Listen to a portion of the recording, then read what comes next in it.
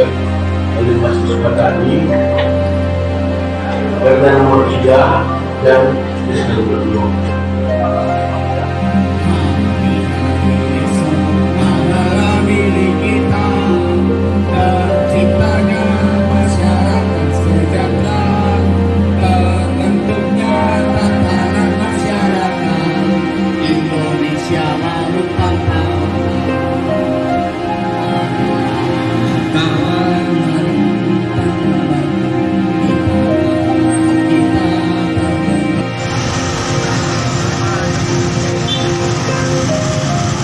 Ketua DPRD Kabupaten Labuhan Batu mengundang Aliansi Mahasiswa dan Masyarakat Pulau Padang untuk mengikuti rapat dengar pendapat RDP dengan pimpinan DPRD dan lintas komisi.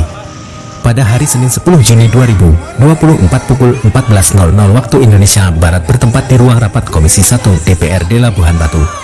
Rapat dengar pendapat RDP dipimpin Ketua DPRD Labuhan Batu Mekaryanti Siregar, Wakil Ketua 1 Abdul Karim Hasibuan, Wakil Ketua II Burhanuddin Harahap, dan beberapa anggota DPRD dari setiap komisi seperti Sudin Satya Raja Harahap, Fauzi Sabtono, Rudi Saragih, Nur Ritonga, dan beberapa anggota dewan lainnya. Imes Siuming, salah satu koordinator aksi Aliansi Mahasiswa dan Masyarakat Pulau Padang, memaparkan bahwa konflik yang terjadi di Pulau Padang sudah berlangsung kurang lebih 8 tahun lamanya. Kemudian bahwa berdirinya pabrik tersebut sudah melanggar dan mengangkangi beberapa aturan yang ada seperti UUD 1945 pada pasal 28H ayat 1 Undang-Undang No 39 tahun 1999 tentang hak asasi manusia, UU No 32 tahun 2009 tentang pelindungan dan pengelolaan lingkungan hidup, Peraturan Menteri Perindustrian Republik Indonesia Nomor 40 MIN DPR 70 2016 tentang pedoman teknis pembangunan kawasan industri, UU 22 tahun 2009 tentang lalu lintas dan angkutan jalan, Peraturan Daerah Nomor 3 tahun 2016 tentang tata ruang wilayah Kabupaten Labuhan Batu 2015 hingga 2035, Surat Keputusan Gubernur Nomor 188 44/594 per 2015 tentang evaluasi rancangan peraturan daerah tentang rencana tata ruang wilayah Kabupaten Labuhan Batu 2015 hingga 2035. Wimima Pino Hasibuan, salah satu koordinator aksi juga pentolan DPC GMNI Labuhan Batu itu, menjelaskan bahwa berdasarkan peraturan daerah yang ada bahwa di Kecamatan Rantau Utara bukan termasuk kawasan industri melainkan kawasan pemukiman masyarakat. Perlawanan itu puncaknya pada tanggal 20 Mei 2024 kemarin. Mahasiswa dan masyarakat melakukan aksi unjuk rasa di dekat pabrik PT PPSP yang seharusnya hak konstitusional warga dan mahasiswa itu dilindungi. Saat itulah Tina Salim Rambe ditangkap secara tidak manusiawi. Kami sangat bingung terkait SOP penangkapan mahasiswa dan masyarakat tersebut. Tina Salim Rambe dan teman lainnya ditangkap karena telah melakukan penghadangan jalan pada saat melakukan aksi unjuk rasa, tetapi setelah ditangkap dan dibawa ke Polres Labuhan Batu, Tina Salim Rambe malah disangkakan telah melakukan tindak pidana melawan petugas. Mereka adalah seorang pejuang lingkungan berdasarkan Undang-Undang Nomor 32 Tahun 2009 tentang perlindungan dan pengelolaan lingkungan hidup. Pada pasal 66 yang berbunyi setiap orang yang memperjuangkan hak atas lingkungan hidup yang baik dan sehat tidak dapat dituntut secara pidana maupun digugat secara perdata. Ferry Setiawan, koordinator aksi, juga menambahkan bahwa pihaknya meminta DPRD Kabupaten Labuhan Batu agar menggunakan hak interpelasinya untuk mengeluarkan rekomendasi pembebasan Gustina Salim Rambe serta beberapa kawan-kawan yang saat ini ditetapkan sebagai status tersangka oleh Polres Labuhan Batu agar dihapuskan. Setelah mendengar pemaparan dari Aliansi Mahasiswa dan Masyarakat Pulau Padang, Ketua DPRD Labuhan Batu Mekaryanti Siregar, Wakil Ketua I Abdul Karim Hasibuan, Wakil Ketua 2 Burhanuddin Harahap, dan beberapa anggota dewan lainnya hampir senada menyampaikan bahwa seluruh wakil rakyat yang duduk di DPRD Labuhan Batu pasti selalu pro terhadap rakyat. Terkait konflik di Pulau Padang, jika masyarakat pengen pabrik itu ditutup karena sudah banyak melanggar aturan, ayo sama-sama kita cari cara bagaimana cara untuk menutup pabrik tersebut. Wakil Ketua IDPRD Labuhan Batu Abdul Karim Hasibuan menyampaikan bahwa beliau merupakan salah satu orang yang ikut merancang dan mengesahkan Peraturan Daerah Nomor 3 Tahun 2016 tentang Tata Ruang Wilayah Kabupaten Labuhan Batu 2015-2035. Oleh karena itu, pabrik PT PPSP sudah melanggar aturan yang sudah dibuat oleh DPRD Labuhan Batu. Untuk itu, segera lakukan RDP kembali dan panggil Dinas Perizinan Labuhan Batu, Dinas Lingkungan Hidup, Dinas Perhubungan, Polres Labuhan Batu, Kodim 0209 Labuhan Batu, Satpol PP, manajemen perusahaan, mahasiswa, dan masyarakat Pulau Padang. Di situ akan kita kupas habis jika mereka katanya memegang izin, tunjukkan izin apa yang mereka peroleh dan peruntukannya untuk apa. Dari Labuhan Batu, reporter Palapa TV Rahman Fitri Hasibuan mengabarkan.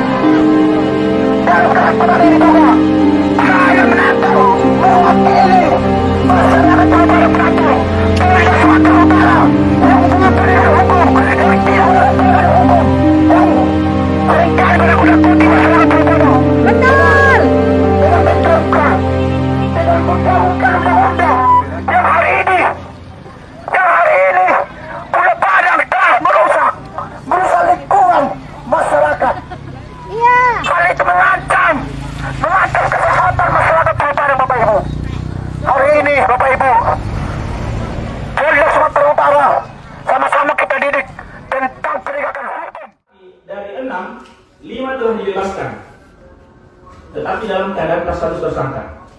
Ada satu yang bernama Tina Salim Rambe, dia itu sampai saat ini masih ditahan di Polres Labuhan Batu karena dia dituduhkan telah melakukan perlawanan terhadap aparat penegak hukum. Di situ saya tanyakan kembali kepada pihak Polres, saudara Tina ditangkap itu atas dasar apa dan melawannya karena apa? Rupanya dari 6 yang ditangkap, 5 kooperatif. Pada saat ditangkap ikut-ikut aja. Tetapi saudara Tina katanya pada saat ditangkap melakukan perlawanan. Jadi menurut hemat kami, saudara Tina itu tidak melakukan perlawanan, tetapi dia adalah gerakan yang refleks. Untuk itu kepada rekan-rekan coba diputarkan video penangkapan saudara Tina. Nah, itu kelangkaan itu. Di dalam beberapa kesempatan di paripurna kami sampaikan kepada Bupati Pamuanan Arahan waktu itu bahwa fraksi Gerindra menolak adanya PT GPSP yang ada di Lumbarang. Dan sampai hari ini fraksi Gerindra tetap menolak itu.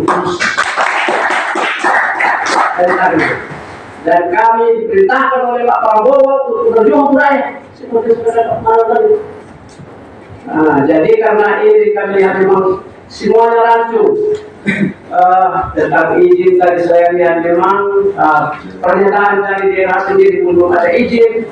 Dan untuk saya kedua kita perlu untuk menjelaskan ini dengan rapat kembali, rapat ADP menghadirkan semua stakeholder terkait dengan apa tadi pengguna jalan dan juga Pol PP.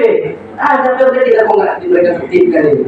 Ya kan, juga tentunya tentang Polres karena ada kaitannya dengan dari Tina dan juga pengamanan yang selalu mereka lakukan. Kodim kita hadirkan juga dan juga tentunya paling utama Purhan PT PSBB, PT PPSP manajemennya. Siapa-siapa yang bekerja di situ kita hadirkan semuanya. Baru nanti setelah itu menurut pandangan saya kedua baru kita buat rekomendasi. Setelah itu begitu rekomendasi, tapi yang pasti saya memang merasa tersinggung sekali dengan mereka menginjak aturan perundang kita gitu, terutama perda yang kita lahirkan di gedung ini gitu. Mungkin itu kedua sebagai teman saya. Terima kasih. Assalamualaikum warahmatullahi wabarakatuh. Walau izinnya ada, bisa jadi bubarkan. Nah, nanti satu lagi, saya minta dulu informasi dari kawan-kawan pergerakan. di mana PKS yang sudah dibubarkan, dan saya minta tolong yang ditutup dan minta tolong kepada ketua nanti supaya kami diurus ke sana mempelajari ya bagaimana sebetulnya proses mendukung. Iya. Oh, ada di NTT ya? Iya kan? Ada. Nah, nanti kalau bisa, iya.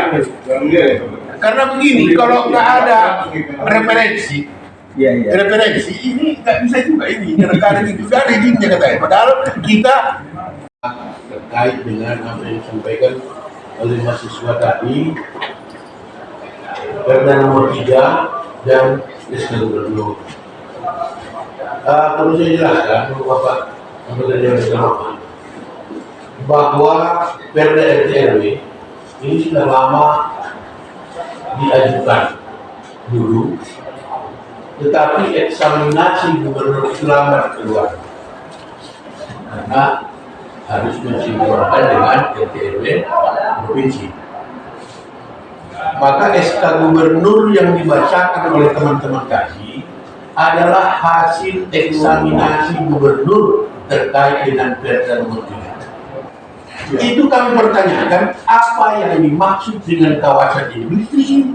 Menurut mereka waktu ini diperdebatkan di badan legislasi bahwa bukan memang di rantau kaki itu pendudukannya sudah jelas, ada kawasan perumahan, kawasan ini jelas itu.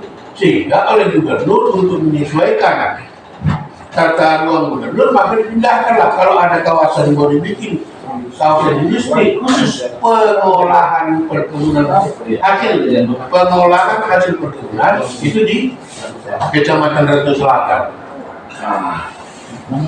Jadi ketika ini dipertanyakan sesudah selesai ini berubah terjemahannya, berubah.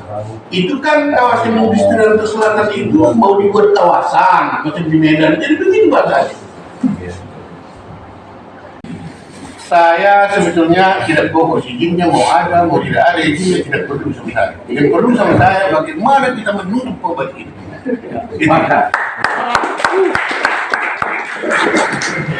Jadi oleh sebab itu begini, karena nanti kita deliknya itu kenapa salah, kenapa izinnya keluar, itu kan jadi persoalan juga. Jadi kita tidak fokus itu. Jadi kalau saya semangat gerakan mahasiswa melakukan demo pada saat pagi hari di kantor DPRD. Lalu Ibu Haja Julaidah almarhumah dengan demo yang dituntut mereka supaya turun, terpancing, ayo kita turun. Siapa yang hadir di situ? Hadir.